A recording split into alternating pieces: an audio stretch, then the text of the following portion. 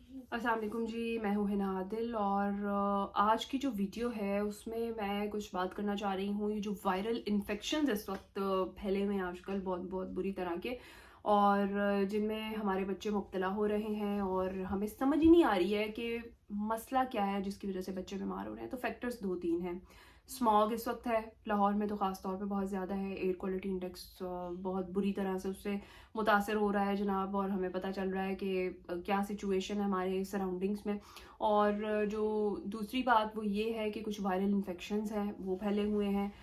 Dengue चुप करके फैला हुआ है। चुप करके इसलिए मैं कहूँगी क्योंकि लोग, हम जिस चीज़ के ऊपर ध्यान देना छोड़ देते हैं वो चीज़ कहीं ना कहीं से हम पे अटैक करती है, और इस टाइम पे डेंगू के बहुत सारे पेशेंट सामने आ रहे हैं क्योंकि मच्छर इस वक्त बहुत ज़्यादा है। और मेरे अपने जो बच्चे हैं वो इससे बीमार हुए हुए हैं। ख़ासतौर पर जो छोटे बच्चे होते हैं वो इस जो वेदर चेंज हो रहा होता है, एक वेदर चेंज जो है वो थर्ड फैक्टर है, उसमें जो बच्चे हैं वो बीमार होते हैं। हमें समझ नहीं आती उन्हें ज़्यादा कवर करना है या कम।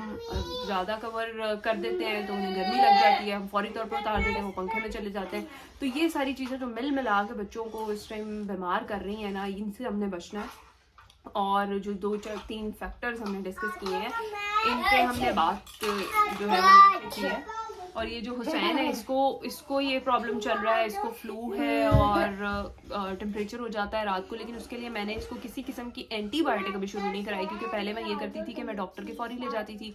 डॉक्टर्स एंटीबायोटिक पे डाल देते हैं बच्चों को, और एक महीने में दो बार इनको एंटीबायोटिक का कोर्स करना पड़ता है। लेकिन बेहतरीन तरीका ये है कि आप होम रेमेडीज़ पे जाएं। होम रेमेडीज़ में आप क्या कर सकते हैं जनाब, आप छोटे बच्चों को हनी वाटर दे सकते हैं, यानी थोड़े से नीम गर्म पानी के अंदर आप शहद जो है वो मिक्स करके इनको दे सकते हैं।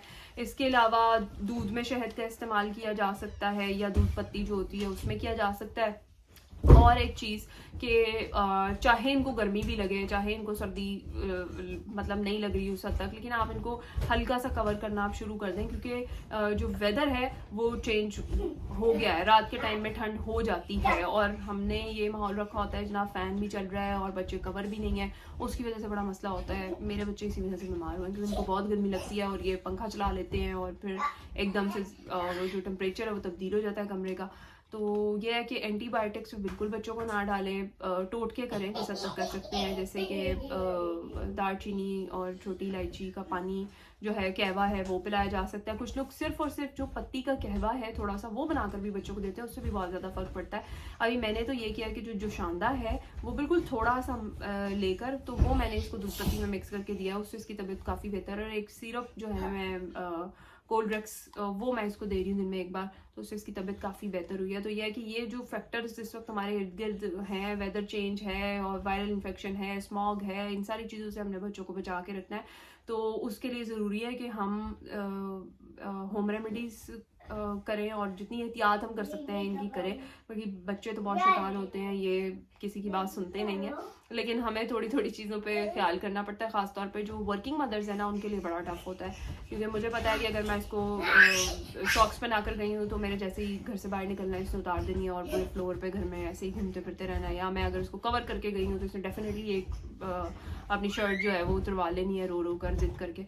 लेकिन क्या कर सकते हैं, बच्चे हैं, ये तो किसी की नहीं मानते, और हम बड़े हैं, हमने ही इनके साथ एडजस्ट करना है। तो ये जो फैक्टर्स हैं इनको मद्देनजर रखें और बच्चों को जो एहतियात है वो लाजमी करवाएं। Thank you.